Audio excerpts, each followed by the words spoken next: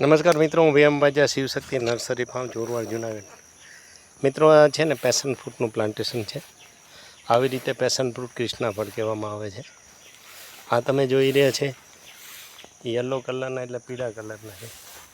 એની સામે આ તમે જો આ રેડ છે, આ લાલ થાય છે અને આનો પલ્પ છે ને અંદરથી વ્હાઈટ નીકળતો હોય છે અને સહેજ મીઠું હોય છે.